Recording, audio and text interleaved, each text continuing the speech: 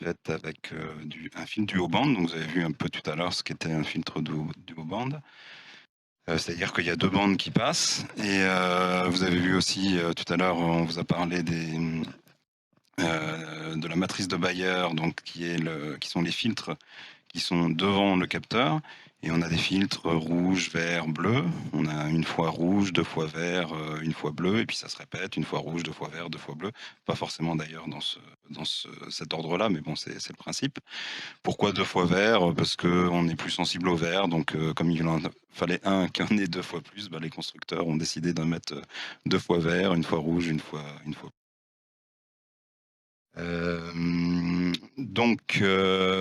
Quand vous avez un filtre en plus que vous mettez devant du haut band qui va laisser passer deux raies lumineuses, en général les filtres du haut band, on fait passer du H-alpha, comme on a vu tout à l'heure, qui est la raie la plus intéressante sur les nébuleuses, et de l'oxygène 3. C'est une autre raie qui se trouve, elle, plutôt dans le vert et dans le bleu. Donc en Alors fait, je t'interromps un peu. ouais, je t'en Là, prie. tu partages, l'écran de ton Discord. Je sais pas si c'est voulu ou c'est Ouais, toi ouais, qui bah, le ah truc, d'accord, c'est OK. que j'ai pas fait j'ai pas D'accord. fait comment on appelle ça, de diapo, mais ça va durer très vite, en fait. C'est juste un petit rappel. Après, je passe à Cyril tout de suite. Là, je vais pouvoir mettre voilà, Cyril. D'accord, Mais OK. donc là, simplement, c'est pour rappeler que quand vous mettez devant votre matrice de Bayer un filtre qui laisse passer donc le H-alpha, ça laisse passer du rouge, et puis le O3, ça laisse passer du vert bleu. Donc du coup, vous avez les pixels rouges de votre matrice de Bayer qui vont recevoir le H-alpha, et les pixels bleu-vert qui vont recevoir donc le O3. Et donc l'idée derrière, ça va être de séparer ces deux couches pour pouvoir les traiter à part et puis les recomposer derrière. euh, un peu comme, enfin, de la façon dont on veut, et notamment pour créer ce qu'on va appeler des images HOO, ou alors HHO aussi. Et bah, ça, je vais vous montrer comment. Voilà, donc c'est une manière de traiter, parce que avec un filtre duo band et une caméra couleur, vous pouvez aussi tout à fait traiter comme vous traitez une RGB. Ça va donner un résultat. Vous faites exactement la même chose que bah, le live de la dernière fois sur une image RGB où il y avait un filtre devant. Vous pouvez tout à fait faire ça. Ça va donner un résultat, mais ce ne sera pas tout à fait le même résultat que celui que vous pouvez obtenir en faisant ce qu'on appelle des compositions HOO ou HHO. Donc, on va passer directement à la pratique. Donc moi, en fait, ce que je vais vous montrer ici, vous avez voilà. Alors ici, j'ai préparé, donc c'est une ancienne session que j'avais faite sur le lion, la nébuleuse du lion. C'est une image que j'ai faite donc avec un filtre, donc avec un APN 650D, une lunette et puis une lunette triplet et un filtre duo band, le STC en l'occurrence pour ceux qui connaissent. Je vous montre l'image finale que ça m'avait donnée. Donc toi, tu Ah, travailles avec une caméra couleur, hein? ouais, un APN couleur. Un appareil photo, numérique, OK. Donc ça, c'est l'image finale après traitement, sachant que ça, c'est une image après traitement dans Cyril d'abord, puis dans Photoshop après, hein. On va pas obtenir ça aujourd'hui parce qu'on reste sous Cyril. Pour vraiment arriver jusque-là, il faut ensuite poursuivre sous Photoshop. Cyril, c'est le début, en fait, du traitement, et ensuite on poursuit. Mais on va quand même obtenir quelque chose sur Cyril. D'accord. Donc, là, je vais en faire un petit peu plus que, enfin, c'est-à-dire, je vais revenir un petit peu sur le pré-traitement. Il faut parce qu'il y a quelques petites, différences par rapport au pré-traitement, classique que vous aviez vu la dernière fois. Donc là, je suis obligé d'y revenir un petit peu quand même. Mmh. Mais par contre, je vais pas tout faire non plus, et par exemple, je vais supposer que vous avez déjà créé vos masters. Donc vous avez ici les masters dark et les masters flat. Donc là, pour, la création de ces fichiers-là, je vous renvoie au live précédent puisque là, c'est expliqué évidemment. Voilà. Donc je suppose que ceux-là ont déjà été créés, et vous avez, donc moi j'avais ici, fait 2 sessions en fait sur, à 2 jours d'intervalle, et j'avais en plus fait une petite session en RGB pour récupérer des couleurs d'étoiles, mais ça on va pas le regarder aujourd'hui parce que ça, sous Cyril on sait pas faire, donc c'est uniquement sous Photoshop. Donc on va ignorer cette D'accord. partie-là. Par contre, donc j'avais fait deux sessions en film, donc une avec 132 images, de 3 minutes et une autre avec 102 images de 3 minutes. À ce niveau-là, j'ai déjà fait un tri. Ici, c'est toutes les images que j'ai rejetées de mes 2 sessions, donc j'ai déjà fait un premier tri. Alors, juste pour vous montrer, voilà, il y a pas du tout de nébuleuse comme vous pouvez voir. Voilà une brute Oh oui, en typiquement. effet, là, Il y a absolument rien du tout et pourtant le signal est bien là. Là, on voit vaguement un petit peu de nébulosité, mais ça c'est extrêmement vague, voilà. Mais voilà, mais ça, c'est un peu typique du moins sur certaines nébuleuses très, ténues comme le Lion, les SH notamment, tout ce qui est SH, c'est très ténu en général. Heu, Quand vous le faites avec du haut band, comme vous coupez énormément de lumière, bah, effectivement sur les brutes, vous n'avez pas beaucoup de signal, on voit quasiment rien. Pourtant le signal est bien là et il va se voir, à l'empilement. Mais c'est vrai qu'en regardant juste une brute, on ne dirait pas quoi. donc il faut faire pas mal de brut quand même, pas mal d'expositions? Ouais, sur ce genre de cible, ouais. C'est pour ça, moi, j'ai passé 2 nuits de suite, entières et vous voyez, j'ai fait 132 fois 180 secondes et de nouveau 102 fois 180 secondes. Donc j'ai 200 images de 3 minutes, quoi, enfin 250 images de 3. Ouais. Alors, donc j'ai ouvert Cyril ici, je me suis mis donc le Cyril WD là, bon, ça c'est ma façon de ranger mes répertoires, hein. C'est là que je mets, mon répertoire de travail, pour cette session-là. Donc vous verrez, alors ça va être important parce qu'à certains moments donnés, il va falloir reprendre des fichiers là-dedans pour les réinjecter. Enfin, Mmh. je vais vous montrer comment on fait ça. Voilà, donc j'ai déjà, hein, ça vous l'avez vu la dernière fois, j'ai déjà mis un home, là-dedans. Donc on va récupérer les images de la première session, on va les mettre dans la conversion. Ça je vais un peu vite parce que c'est des choses qui ont été vues au dernier live. Au dernier live, ouais. Voilà, donc là, je mets, Lyon, je vais appeler ça S1, STC, S1 comme session 1, STC comme, le fichier, le filtre, STC et je rappelle en général, ça c'est ce que je fais, je rappelle que j'ai, 132 fois 180 secondes là-dessus. Ça, c'est le nom de ma session. Je fais Mmh. un lien symbolique là, hop, enfin, en l'occurrence, non, parce qu'il est en train de convertir en fit, donc il fait pas de lien symbolique à ce stade, évidemment. Voilà, alors heureusement, j'ai un PC rapide, hein, du coup, comme vous Ouais. voyez, ça se passe plutôt rapidement. Vous voyez que là, on commence à voir en mode histogramme, on commence quand même à voir un petit peu de signal. Mmh. Vous voyez, quand je parcours un peu, voilà, alors là, il y a eu un retournement méridien, vous avez pu constater, hop, dans un sens, dans un autre. Voilà, bon. Voilà. Alors, la première particularité, elle arrive au pré-traitement. Donc comme je vous ai dit, j'ai déjà créé les masters dark et flat, donc là je vais les chercher, ceux que je vous ai montrés tout à l'heure, je les ai mis dans master. Donc pour la session 1 là, j'avais ce dark là. Alors pourquoi celui-là? C'est une question de température, hein. C'est un dark qui a été fait à 9 degrés, qui vient de ma bibliothèque de dark tout simplement. Mmh. Heu et puis le flat, hop, lui par contre il avait été fait juste après la session, donc le flat de S1, voilà, le master flat de S1. Voilà, donc ça on l'avait vu, c'est pour ça que je passe vite, hein, parce qu'on l'avait déjà vu. Quand on clique là-dessus, si jamais on a du rouge ici, il faut augmenter un petit peu le sigma, voilà, jusqu'à trouver une valeur où on redevient blanc. Hop, vite fait, voilà. Là on va être pas mal. Voilà et alors là, une des la première différence par rapport à la dernière fois, c'est qu'on ne va pas dématricer avant sauvegarde.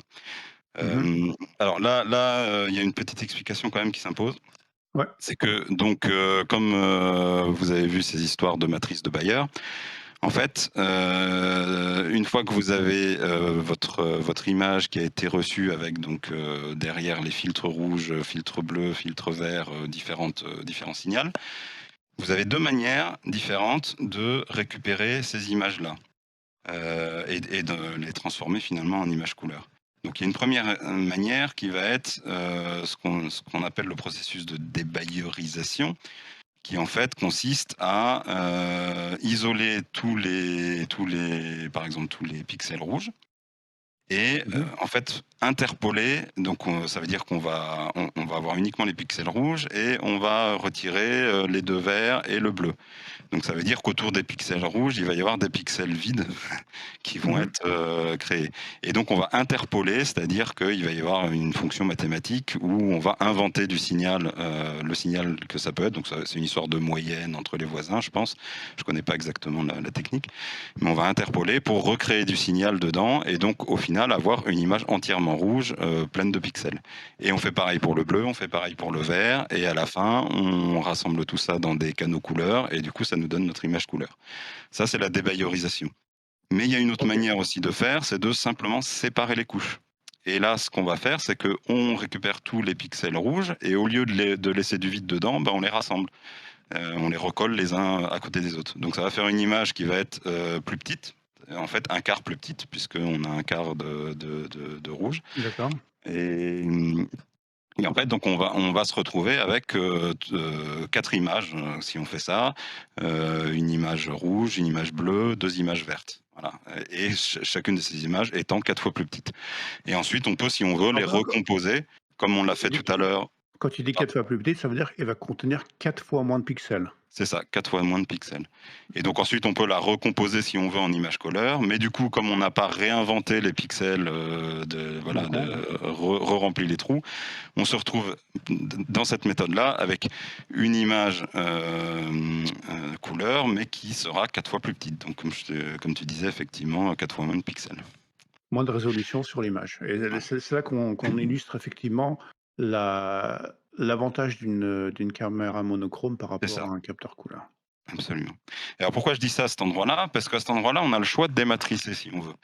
Et Mmh. donc dématricer, c'est le processus qui va inventer les pixels et donc qui va conserver le même nombre de pixels, mais qui du coup va inventer, interpoler, on appelle ça interpoler Mmh. de l'information entre les deux. Voilà. D'accord. Donc c'est ce qu'on fait quand on fait du RGB classique. Voilà. Et donc là, si vous vouliez traiter cette image comme du RGB classique, vous pourriez ici dématricer tout simplement. Ici, c'est pas ce qu'on va faire, parce que nous, on va faire l'autre possibilité, c'est-à-dire qu'on va récupérer les couches et ensuite on va les réassembler d'une autre manière. Donc ici, quand je prétraite, bah, je prétraite sans dématricer. Sinon, c'est pareil, Alors, on clique sur prétraite, moi j'ai une prétraiter. question là qu'on nous pose, Ouais, donc on perd la définition lorsqu'on fait ça. Heu, alors on me pose texto, hein: «Avec un drizzle, peut-on récupérer la ouais, définition?» on verra ça tout à l'heure. Effectivement, avec un drizzle, on récupère on refait en fait cette interpolation avec un drizzle. Mais on va le faire plus tard, vous allez voir. Là en fait, là, je me suis contenté de pré-traiter. Hein, c'est-à-dire que je n'ai pas, j'ai pas encore séparé les couches. Là, on a encore une image avec tous les pixels, bleu, vert, rouge, etc. mélangés, mais qui reste une image noir et blanc parce qu'elle n'est pas dématricée. C'est Mmh. juste. Mais effectivement, D'accord. si on ouais, on voit pas grand-chose en fait, enfin, c'est pas très parlant quoi de zoomer, mais voilà. Bon voilà, donc en tout cas là j'ai pré-traité. Après le pré-traitement, bon bah ça c'est un peu on va passer très, très vite aussi, bah oui non attendez, pardon, justement après le pré-traitement, c'est là qu'on va séparer les couches, justement. J'ai oublié ça, voilà donc on va alors là j'ai ma séquence pré-traitée, hein. Donc on va dans, extraction tout court, c'est pas encore Mmh. extraction du cardinal. Extraction, en fait, c'est ce que ça va faire. C'est séparer les canaux CFA. Mmh. Pardon, je ne sais pas ce que veut dire CFA d'ailleurs, si jamais quelqu'un le sait. Oui. Mais bon, c'est pas grave. Séparer les canaux CFA, c'est exactement ce que ça va faire. C'est-à-dire, ça va séparer les différentes couches. Donc, ce que je vous ai dit tout à l'heure, ça va récupérer par exemple les pixels rouges et les rassembler pour faire une image qui sera un quart plus petite que l'image Mmh. originelle. Voilà. Alors, il y a quand même plusieurs choix ici. C'est-à-dire qu'on a séparé les canaux CFA, qui va être ce que je vous ai dit, rouge, vert, vert, bleu. Donc on aura 4 fichiers. Mmh. Mais on peut aussi choisir de n'extraire que le HA. Alors en vérité, le HA sur une caméra couleur, bah, c'est du rouge. Donc en fait, il va aller sur le rouge. Donc extraire le HA, en réalité, c'est extraire le R, tout simplement. C'est extraire D'accord. le rouge, c'est la même chose. On peut aussi extraire juste le vert. Voilà. Et si on veut, on peut faire, et c'est celui-là que nous on va choisir, on peut extraire le HA et le O3. Donc qu'est-ce qu'il va faire là? Quand on fait ça, il va nous créer deux séquences. parce que sur chaque image, en fait, il va, extraire, le rouge et il va l'appeler achat. En réalité, c'est le rouge, mais il va l'appeler achat. Et il D'accord. va extraire un mélange de vert et de bleu. Alors, je ne sais pas du tout par quelle formule il fait. Ça, si quelqu'un de Cyril, un jour, et passe par là, il pourra nous Ouais. dire quelle est la formule utilisée. En tout cas, il fait un mélange de vert et de bleu et il le récupère pour en créer une image O3. Et donc, on ne va récupérer que deux images, en fait, enfin, deux séquences du coup, puisque toutes ces images vont être mises dans des séquences. Mais donc Mmh. on va récupérer deux séquences, une séquence H-alpha et une séquence O3. Voilà, grâce à ça. Au lieu d'en récupérer quatre. Il faut faire appliquer à la séquence, appliquer, voilà, et il va créer nos deux séquences. Et comme vous pouvez voir ici, on a effectivement un quart de pixel là. Parce qu'avant j'avais 5000 et quelques par je sais plus combien, et maintenant je me retrouve avec 2600 D'accord, par. voilà, donc on a perdu en résolution pour pouvoir séparer les couches. Alors oui, c'est ça, on peut dire ça, ouais. Alors donc du coup, il a été, créé des séquences. Il les a créées, alors tout ce qu'il a fait, hein, il a créé tout ça dans mon, Cyril WD là, voilà, vous voyez, qui était vide tout à l'heure et qui maintenant est rempli. Et alors notamment, comme vous pouvez voir, on a maintenant des séquences HA_PP. Donc au début, on avait la séquence Lyon S1. Quand j'ai pré-traité, il y a le PP qui s'est rajouté et maintenant on a le HA qui s'est rajouté sur la séquence HA. Et si on va plus loin, vous voyez qu'on a le O3 pour la séquence O3. Donc on a vraiment deux séquences qui ont été créées. Effectivement. Donc maintenant, je vais les traiter à part. Donc je vais récupérer la séquence achat. Donc ici, je vais dans séquence, je fais chercher séquence, justement, voilà mes séquences dont je viens de parler, et je vais prendre la achat. Voilà. Donc ça, c'est les séquences qu'il a créées automatiquement? Ouais, il a créé automatiquement quand j'ai cliqué sur séparation des canaux. D'accord. Donc là, voilà, là j'ai ma séquence où je n'ai que le H-alpha, donc ce sont des images qui sont, plus petites, mais il y a que le signal H-alpha, mais au moins il n'y a pas de signal inventé. Là, c'est vraiment que du signal qui a été capté. D'accord. Donc, avec ça, alors on fait quand même, c'est rapide, l'extraction de gradient, ça c'est exactement comme on a vu la dernière fois, une extraction de gradient d'ordre 1 sur, les bruts, mais il vaut mieux le faire après la séparation des canaux. Mais bon, c'est exactement la même chose, hein, on va pas s'embêter, voilà, je vais juste, virer un petit peu là où il y a beaucoup de Voilà, on numélosité. fait exactement ce qu'on a fait la dernière fois Ouais, c'est exactement, là on dans va la pas première partie s'embêter. du tutoriel, ouais. Là, ça va créer un BKG, hop, et voilà, appliquer. On va faire ça vite fait. Heureusement que j'ai un PC rapide. Oui. OK, donc maintenant je me retrouve avec une séquence BKG underscore achat underscore, et cetera, et cetera. Alors je pourrais passer, à l'alignement, mais en fait je vais pas y passer tout de suite. Pourquoi? Parce que c'est à ce stade-là, maintenant donc, vous voyez qu'on a ici alors attendez, je vais les mettre en mode modifié, voilà, BKG achat. Parce que c'est à ce moment-là que je vais en fait, récupérer la deuxième session. Comme vous vous rappelez que j'ai fait 2 nuits là-dessus, Mmh. et en fait, l'idée c'est que je vais récupérer mes 2 nuits pour les empiler tous ensemble, et en fait, il faut le faire avant l'alignement. Parce que si on les aligne à part, ça pose des problèmes. Il faut toutes les aligner en même temps. Donc en fait, l'idée c'est de refaire exactement la même chose avec la deuxième session. Alors pour aller plus vite, comme c'est exactement la même chose que ce qu'on vient de faire, Mmh. jusqu'à présent, je l'ai déjà faite en fait, voilà, elle est ici, et donc je vais rassembler là, vous voyez, j'ai mes BKG achats. Alors il y a aussi des BKG O3, oui c'est vrai qu'il fallait aussi, alors je vais le faire vite fait. Donc la même chose pour le 3, l'extraction de gradient, voilà, c'est juste histoire de le faire. Hop, voilà. Alors on parle du script extraction achat OI. Est-ce que c'est quelque chose qui se fait automatiquement avec ça? Ouais, alors oui, oui, bien sûr, il y a des scripts qui permettent de faire des trucs un peu similaires. Alors maintenant, moi, j'utilise jamais les scripts, donc je sais pas trop lesquels existent. Mais effectivement, il y a des scripts qui permettent de faire des choses, de ce genre-là, ouais. D'accord. Mais bon, moi, je trouve qu'il y a toujours plus de souplesse. Étant donné que j'ai un PC rapide, il y a toujours plus de souplesse à faire manuellement, donc je préfère toujours manuellement. Voilà, donc là, on agit comme si, on avait fait la deuxième session de la même façon. Et donc la deuxième session, vous voyez, je l'ai appelée Lyon, alors achats, attendez, je vais ranger par nom. Donc je vais avoir tous les BKG achats au début. Donc Lyon S1, ça c'est celle qu'on vient de créer.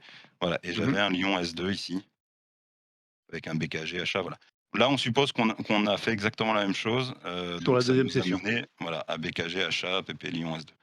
Et donc ce que je fais à ce moment-là, c'est que je rassemble mes 2 sessions, donc je reviens là dans conversion. J'ai effacé ce qu'il y avait, précédemment dans conversion et tout bêtement, je fais un drag and drop de mon BKG achat, hop, et j'ajoute, de la session 1 et j'ajoute le BKG achat de la session 2. Voilà, et je me retrouve avec 210 fichiers. Donc là, cette fois, je vais l'appeler Lyon, ce sera plus S1 parce que c'est les 2 sessions, donc juste Lyon H alpha, et en plus c'est que H alpha. Donc je l'appelle Lyon H alpha 210 fois 180 fichiers. Hop, OK.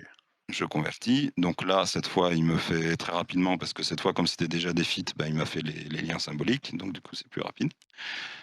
Et maintenant, je me retrouve avec donc, une belle session, enfin une belle double session avec 210 images.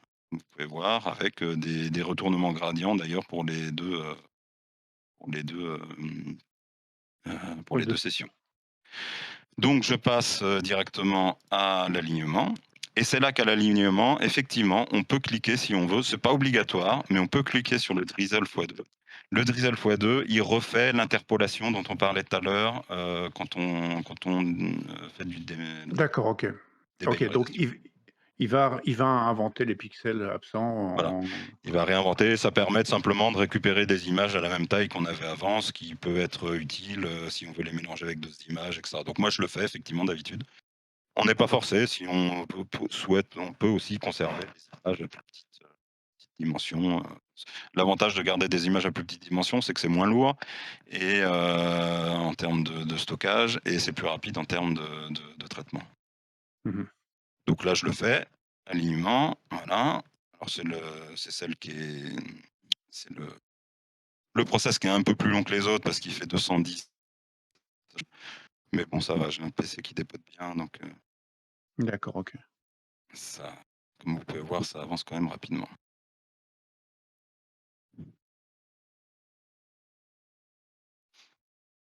Alors avec le mode développeur de Windows, pour ceux qui en sont Windows, n'hésitez pas à activer les liens symboliques. Les Ouais, liens symboliques, c'est un petit peu pour vulgariser un peu comme les raccourcis sous Windows. Ça vous évite c'est ça. de mais c'est un peu plus Ah bah, c'est technique, hein, je veux exactement dire, c'est au ça, hein. niveau Sous du Windows, ce qu'il fait, c'est créer des raccourcis, hein, comme vous pouvez voilà, voir il fait des ici. raccourcis pour éviter de copier un fichier, bah, il pointe vers son raccourci. Voilà, comme vous pouvez Mais voir ici, c'est des raccourcis. On a la petite icône voilà. raccourci là. Donc c'est vraiment ça qui fait.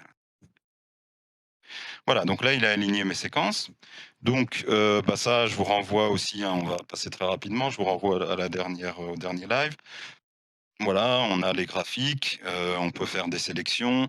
Alors moi, ce que j'ai l'habitude de faire, c'est que sur le H-alpha notamment, puisque le H-alpha, c'est là où on va avoir le plus de détails, Mmh. et donc c'est celui-là, vous allez voir tout à l'heure que dans la composition colère, c'est lui qui va nous servir de luminance. Et tout à l'heure, sur LRGB, on avait une image luminance. Oui. Sur, ici, les images audio band, on n'a pas une image, effectivement luminance. Mais par contre, on peut utiliser, et c'est ce qu'on fait souvent, le H-alpha comme une image luminance. Voilà. Alors pourquoi le H-alpha et pas une autre, pas le vert par exemple?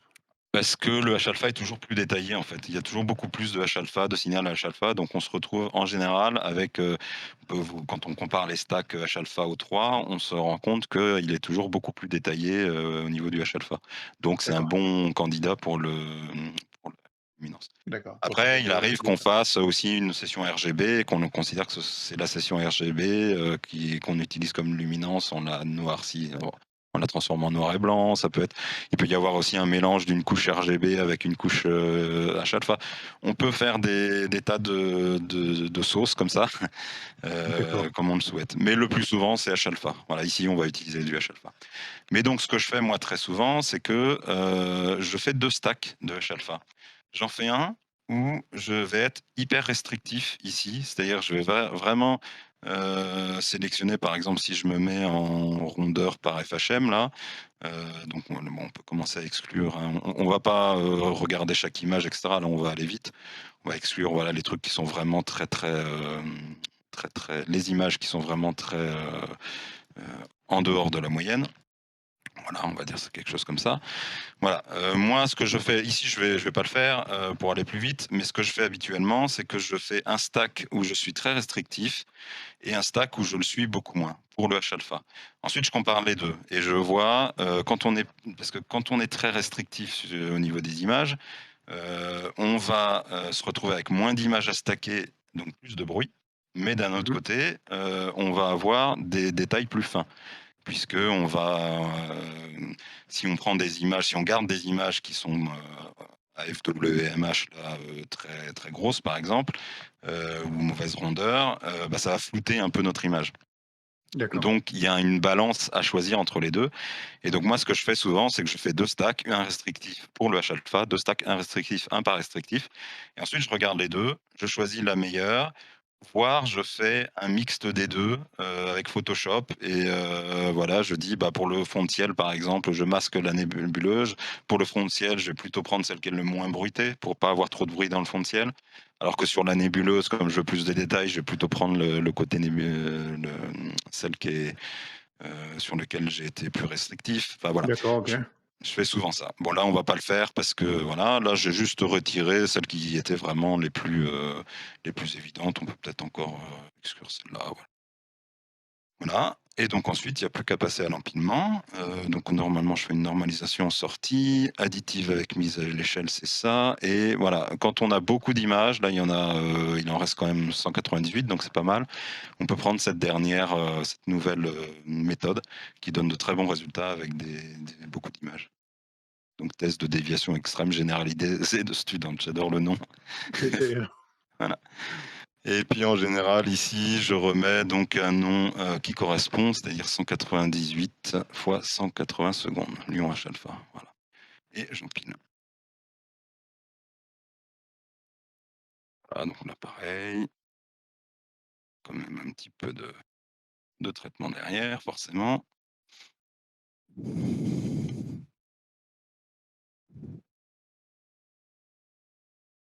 Et sous nos yeux ébahis, on va voir apparaître va l'image apparaître le résultat dans du quelques H alpha. secondes.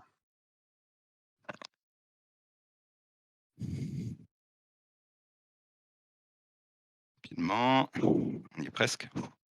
Si jamais vous avez des questions en attendant, n'hésitez pas, hein. Ouais.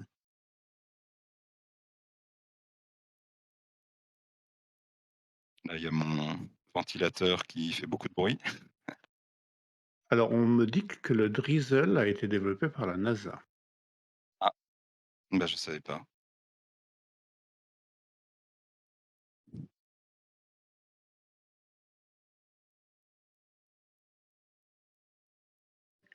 Oui, parce que le En open drizzle, c'est pas source. seulement de l'interpolation, c'est aussi, au niveau de l'empilement, si j'ai bien compris, c'est récupérer des images, enfin profiter du fait qu'il y ait pas d'alignement exact pour récupérer de l'information à droite à gauche. Enfin bon. Voilà, donc c'est empilé, le H-alpha, donc là en histogramme évidemment, c'est un peu blanchâtre.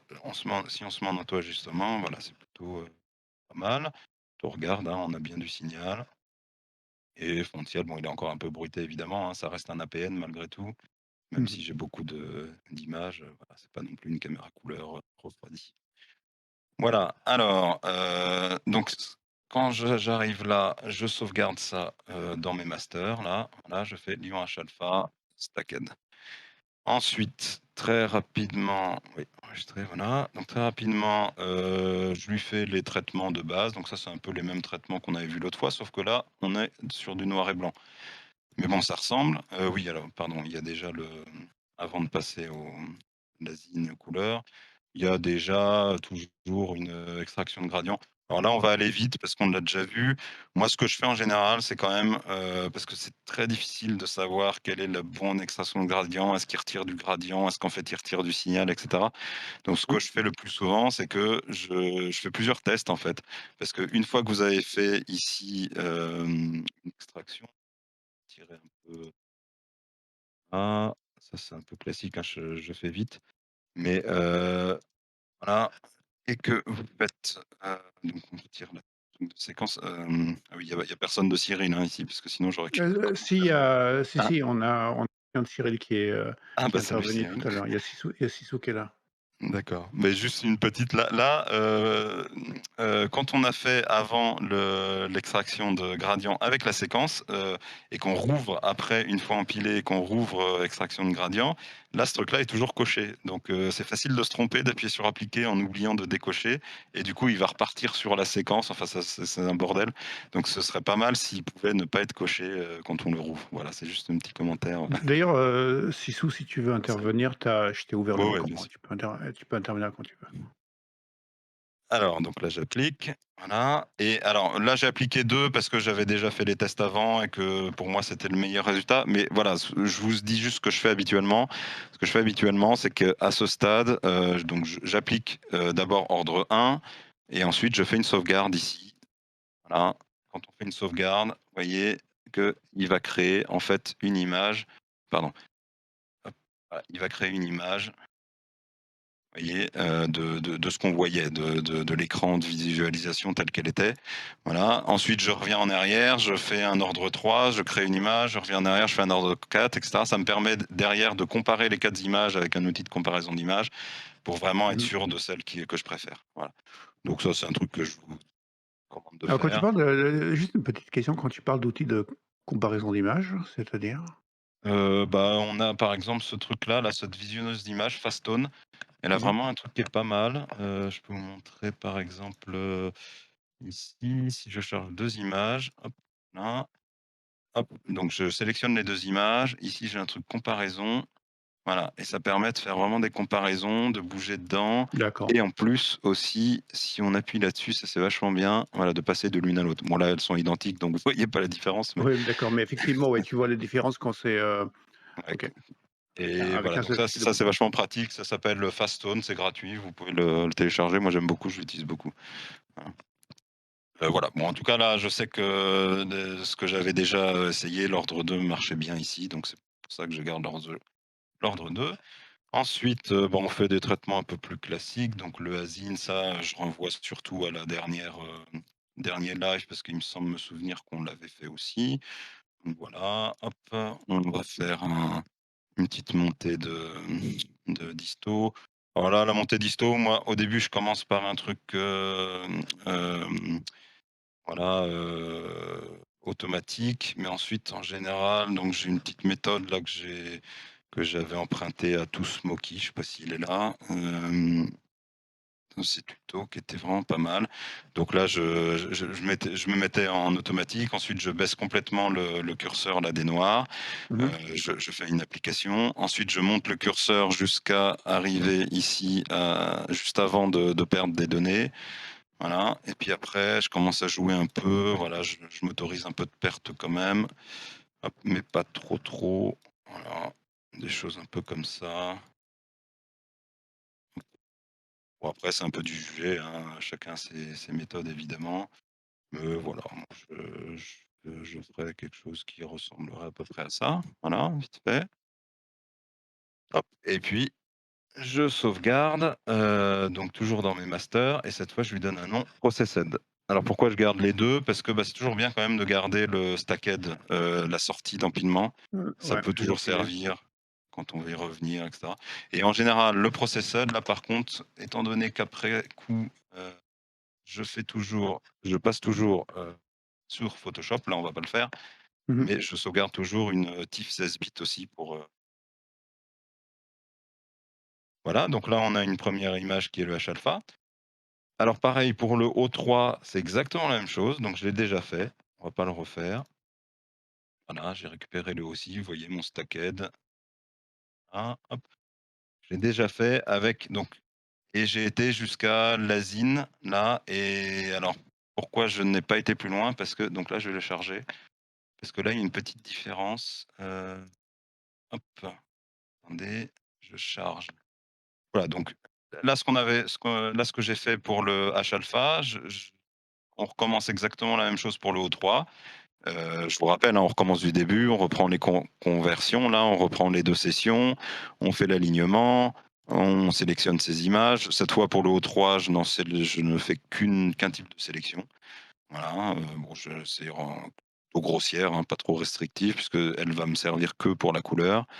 On fait l'empilement, et ensuite on fait retrait de gradient, asine, et c'est là que je me suis arrêté parce que pour le la montée de disto, je fais un truc un peu particulier. Voilà, donc je récupère, voilà, là j'en suis à l'asine. Alors, la montée disto, donc je fais au début un peu pareil. Alors le problème, avec ce genre d'image, vous verrez très rapidement quand vous allez, essayer de faire ce genre de traitement, c'est que, on a beaucoup de mal à avoir du bleu. Il y a beaucoup de gens qui ont énormément de mal avec ce genre de traitement à avoir du bleu, du beau bleu dans l'image. Et donc il y a moi, ma technique à moi pour essayer d'avoir un peu plus de bleu, c'est en fait, une fois que j'ai obtenu, quelque chose qui me plaît à peu près, au niveau de la montée d'isto, ce que je fais, c'est que j'éclaire, enfin, j'y vais un peu dans l'exagération. C'est-à-dire je fais en sorte que mon image soit un peu plus claire que ce que je voudrais naturellement. Voilà. OK, Et donc ça, c'est un peu pour un truc renforcer que je les bleus. fais. Ouais, parce que derrière, ça va me permettre en fait, d'avoir un peu plus de bleu. Enfin, le résultat du truc, c'est que ça me donne au final, après qu'on ait fait, plus tard la, la composition RGB, là, enfin, ce à quoi on va passer d'ailleurs juste tout de suite là. Heu et donc on aura la balance des blancs et donc on aura plus de facilité à obtenir du bleu en fait, quand je veux. C'est ce que je trouve moi. Après, peut-être que ça dépend aussi de mon capteur. J'ai l'impression que ça dépend des capteurs. J'ai l'impression, enfin, c'est toujours Mmh. un peu compliqué le bleu dans ces trucs-là. Il y avait là un gars qui s'appelle, un gars qui est un youtubeur français, mais qui habite à Tokyo là et qui fait des vidéos en anglais, qui s'appelle Cuive, qui avait donné Ouais. aussi une méthode qui est un peu violente, moi je déconseille parce qu'elle est violente, mais qui donne aussi certains résultats. Bon, vous verrez si vous la trouvez, elle est un peu spéciale. Bref. Donc, et ici, la dernière chose qu'on fait, donc c'est ce qu'on avait fait, c'est ce qui a été fait là tout à l'heure, avec la première session avec le LRGB, c'est le linear match. Donc, c'est-à-dire qu'on va. Et alors, le linear match, bah, ça dépend. Des fois, je le fais, des fois, je le fais pas, parce que ça dépend du résultat qu'il me donne en fait. S'il me redonne un truc très sombre, comme ici par exemple, j'ai tendance à pas le faire. Parce que justement, moi, je veux garder un petit peu plus lumineux pour mes compositions de couleurs derrière. Donc là, j'ai tendance à ne pas le faire. Donc à ce moment-là, bah, je le fais pas. Et je fais un processed. Je sauvegarde. Ah, je fais ma sauvegarde aussi en 16 bits fit qui ne sera pas utilisé. Pardon, 16 bits qui ne sera pas utile ici, sauf pour regarder avec la visionneuse d'image. Donc c'est pour ça que je le fais quand même. Parce que du coup, je peux regarder justement avec ma visionneuse d'image mes 2 couches, voilà, et je peux les comparer. Voilà. Et vous voyez qu'on a ici le H-alpha, ici le O3. Donc le O3 effectivement est volontairement plus clair que le H-alpha. Vous voyez la différence, hein. On voit bien que, H-alpha, vous voyez tout le signal qu'on a ici en H-alpha, qu'on n'a pas en O3. Et c'est très D'accord. souvent le cas sur les nébuleuses. On a beaucoup plus de signal, et de détails sur le H-alpha que sur l'O3. Vous voyez? Donc ensuite, bah, maintenant qu'on a nos 2 images, on va pouvoir passer à la composition. Donc là, c'est exactement comme tout à l'heure, c'est le même outil. Comme je vous ai dit, luminance, on va pouvoir utiliser le H-alpha. Donc moi, je prends mon H-alpha, donc H-alpha processed, le fit, là, en luminance, hein. Je vais mettre ici pour qu'on voit petit à petit l'image apparaître. En rouge, alors oui, alors ah oui, j'ai oublié un truc. Excusez-moi, Ah, j'ai oublié un truc. Alors, il faut, savoir ce qu'on veut faire, en fait. Parce qu'à ce stade-là, on peut faire des trucs très classiques, mais on peut aussi s'amuser à faire des trucs un peu moins classiques. Là, on va faire quelque chose de très classique, mais quand même, je vous dis ce qu'on veut faire. Il faut ce qu'on va faire, c'est qu'on va mettre une image en luminance, une image en rouge, une image en vert, une image en bleu. D'accord? OK. L'image luminance, on a dit, on allait mettre le H alpha. Mais comme je vous ai dit tout à l'heure, ça pourrait être un mixte de, voilà, je vais mettre alternative, mixte de, H alpha et R, et cetera. Voilà, donc on peut, s'amuser à mettre des choses différentes en H alpha. Ensuite, alors, vous connaissez, je pense tous, les termes HOO, enfin surtout HOO, on connaît beaucoup SHO aussi d'ailleurs, mais il y a aussi HOO qu'on voit souvent des images qui sont dites HOO et parfois des images même qui sont dites HHO. Qu'est-ce que ça veut dire ça, tout simplement? Bah, ça veut dire que sur le rouge, on va mettre du H alpha, c'est pour ça que ça s'appelle H.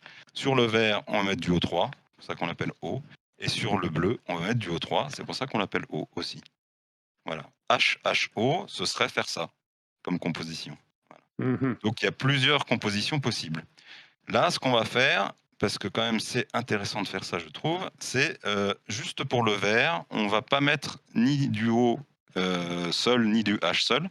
On va faire un petit mélange de H et de O dans le vert, parce que je trouve ça en général plus joli de faire ça.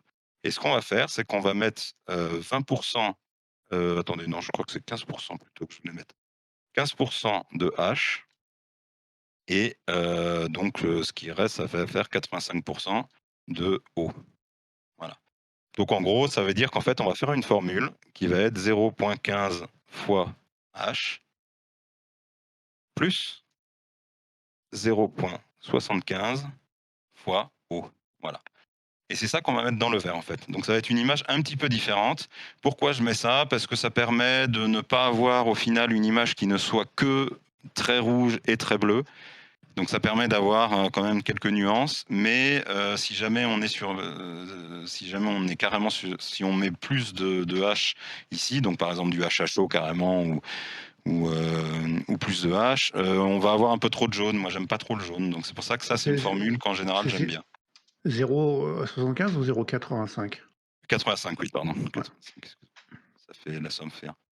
Voilà. Après, on peut imaginer des tas de formules différentes, hein. Là, on est vraiment, c'est ça qui est l'avantage de faire ce genre d'extraction de couleurs, c'est que derrière, on est libre de s'amuser, de trouver des choses qui sont vraiment jolies, qui nous plaisent, qui donnent des couleurs jolies au final. Et Les c'est gens ça pensent qui qu'on est... fait de la science, mais en fait non, on fait de l'art. Voilà, c'est ça. Voilà, il y a un petit peu de science quand même derrière, mais bon, il y a aussi un peu d'artistique, hein, forcément. Et donc là, alors pourquoi je parle de ça? Parce que dans la nouvelle version de Cyril, il y a un super outil qui s'appelle Pixelmat qui vient d'être ajouté et qui est vraiment vachement bien et qui existait déjà sous PixInsight, mais qui manquait dans Cyril et maintenant il est là. Et donc Pixelmat, bah, il va permettre de faire ça là. Il va permettre de nous créer une image qui soit une formule à partir d'autres images. Alors comment je vais faire? Je vais, donc j'ai ouvert mon machin Pixelmat. Je vais rajouter les 2 images qui sont dans ma formule. Donc on a le H alpha, donc c'est le H alpha Stacked Processed, voilà, c'est ça, en fit. Et puis on a le O3, donc c'est le O3, hop, master, O3, O3, il est où? Il est où? O3 Stacked, ah zut, je crois que le O3, je l'ai sauvegardé, je le fais pas. Hop, j'ai dû le Mmh. sauvegarder là-dedans. Il me semble que tu l'avais, moi, il me semble.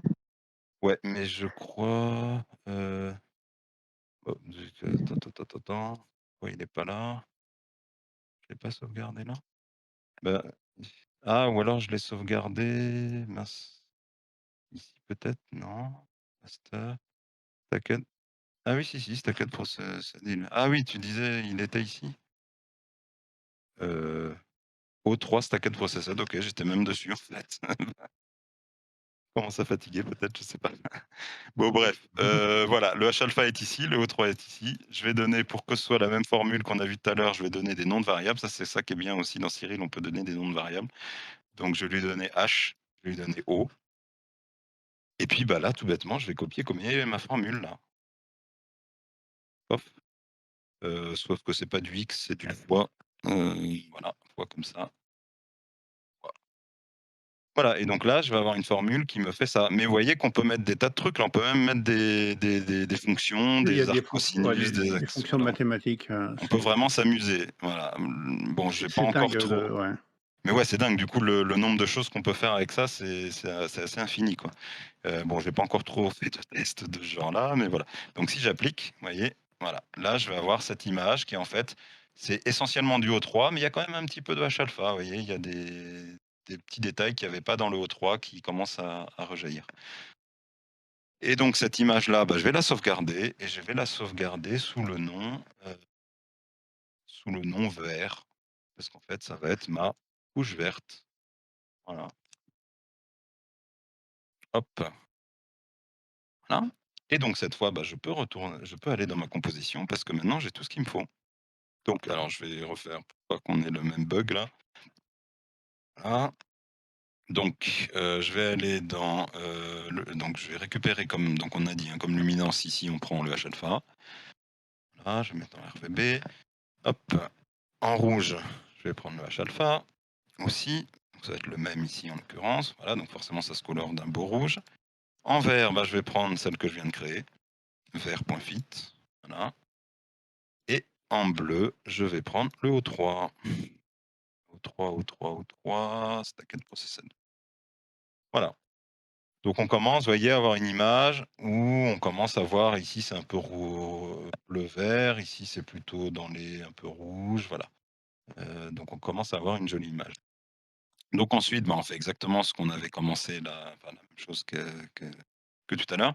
Alors ici, à ce stade, je pense que ça n'aurait aucun sens de faire une colorimétrie, une balance des couleurs par photométrie. Parce qu'on a mélangé des couleurs, on a fait un vert qui n'a pas pas vraiment de réalité physique. C'est Voilà, ça, donc là à tu es mon vraiment avis intervenu, tu intervenu vraiment sur la balance, enfin sur l'équilibre des couleurs qui a ouais, tu donc vois? à mon Tu avis, ça aurait pas compris. vraiment de sens de faire de la photométrie ici. Donc du coup, moi je fais de la balance des couleurs manuellement comme on l'a fait tout à l'heure avec, en deuxième partie. Donc effectivement ici, je vais aller récupérer un coin de ciel bleu en faisant un zoom. Hop, là. Utiliser la section un coin de ciel bleu, de ciel noir, pardon. Hop, voilà, je fais neutralisation du fond de ciel. Donc ça, c'est exactement la même chose qu'on a fait tout à l'heure, hein. Que tout à l'heure, ouais. Hein. Ensuite, je vais sélectionner une zone un peu plus grande, voilà, où j'ai du beau signal pour le blanc. Là, on va se mettre en RVB pour voir l'effet du truc. OK, voilà. Voilà et donc là, alors des fois, moi, il m'arrive aussi d'essayer plusieurs endroits parce que si là, donc j'ai fait une zone un peu plus grande, hein, comme avait conseillé Cyril, mais Mmh. j'ai remarqué que des fois, quand on va prendre une toute petite zone très éclairée ou même une étoile ou et cetera, on obtient des résultats différents qui, des fois, peuvent être plus intéressants. Donc souvent je teste, 2-3 endroits où je vais chercher du blanc. Bon là on va se contenter de celui-là, mais voilà, sachez que vous pouvez faire des petits tests pour voir un peu ce qui vous plaît en fait. Voilà. Donc voilà la t ça. Alors j'ai l'habitude, mais je suis pas sûr que ça ait un sens de faire ça. J'ai l'habitude de faire du suppression de bruit vert à cet endroit-là. Je suis pas sûr que ça ait D'accord. vraiment du sens, mais bon. Et bah, je est-ce que tu vois un résultat? Parce que Bah, ça dépend des images, des fois ouais, des d'accord. fois, non. Mais j'ai l'impression que de Ou, toute façon en astrophoto amateur, en tout cas, c'est beaucoup une question de sensation et de feeling personnel. ah bah, ouais, ça, complètement, ouais. À ce Ça niveau-là, c'est ouais, clair, parce que hein. C'est exactement ça et après c'est ça voilà, qui est on important. peut les dernières choses qu'on peut faire, donc là, c'est vraiment on finalise complètement ce qu'on peut faire sous Cyril, bah, c'est de la saturation de couleurs, en fait, donc ici, par exemple, sur le rouge-orange, je pense qu'on peut alors, bon, que ce soit plus visible, je vais faire ça. Ah, je sais pas Alors si ça je vais faire la même chose que ce que j'ai fait à Sébastien ouais. tout à l'heure. Je t'ai foutu la paix, mais là, je vais te mettre un petit peu la pression parce qu'après on va essayer de faire une petite séance de Ouais, ouais, bah, questions-réponses. j'ai fini, en fait, hein, c'est juste, là, Alors, c'est vraiment du cosmétique. j'en profite là pour, si quelqu'un dans le qui est en direct, si vous voulez poser des questions maintenant avec le micro, hésitez pas, vous mettez juste un petit mot dans le fil de discussion, dans le salon de discussion texte pour demander la parole et moi à ce moment-là, je vous ouvre le micro. Je vous rappelle que pour parler, c'est un push to talk, ça veut dire que c'est comme un Takiroki, vous avez, un bouton sur lequel vous devez appuyer pour parler. Il me semble que par défaut, c'est le la barre espace, mais c'est configurable, de votre côté. Ah. Alors là, juste, bon, là, j'étais un peu trop fort sur la saturation, hein. D'habitude, je vais pas aussi loin. Alors juste, donc là, c'est vraiment pour terminer, pour conclure, je vais sauvegarder l'image.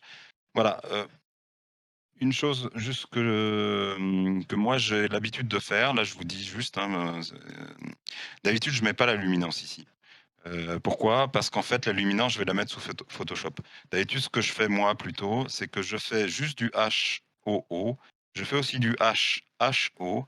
Et en fait, mon mélange là de vert, jusqu'à présent, comme on n'avait pas l'outil qu'il faut, là, le Pixelmatte dans Cyril, bah, je le faisais sous Photoshop en fait. Bon, alors maintenant qu'il y a Pixelmatte, je vais peut-être me mettre à faire effectivement une seule composition couleur. Mais en revanche, la luminance, moi d'habitude, je la rajoute plutôt sous Photoshop. Donc moi, dans mon processus à moi, d'habitude, au final, j'arrive à une image HOO et une image H-alpha, et je prends ces deux images-là et je continue le reste sous Photoshop. Voilà ce que je voulais dire là-dessus. Et alors là, la seule chose qu'on peut faire pour finir, donc voilà, sauvegarder. Et puis on va la comparer justement avec celle que j'ai obtenue sous Photoshop pour que vous voyez ce qu'on peut faire ensuite si on continue. Donc là, je la sauvegarde, puis je vais la sauvegarder en TIFF. Attendez, je vais peut-être la retourner parce que elle était dans l'autre sens, celle que j'avais. Là. Je la mets en ce sens-là, le sens du lion. Hop. Voilà. Donc, hop, je vais dans ici, et puis je vais l'appeler donc TIFF, 16 bits. Oui, pourquoi 16 bits, hein, parce que Photoshop ne gère pas bien le 32 bits. Hein, c'est pour ça que si on veut l'utiliser sous Photoshop, il faut faire du 16 bits. Voilà, c'est juste histoire de comparer les deux. Donc celle qu'on vient d'obtenir, c'est celle-là. Et puis bah, celle que j'avais moi obtenue après Photoshop, c'est celle-là. Bon, vous voyez qu'on peut quand même réussir à avoir pas mal plus de couleurs. Il y a des réductions d'étoiles, il y a des etc. qui peuvent se faire sous Photoshop. Mais c'est en partant de ça. C'est en partant de ça, on peut arriver ensuite à ce genre de choses. Voilà. OK. Voilà. Ah, Voilà, bah, j'ai fini.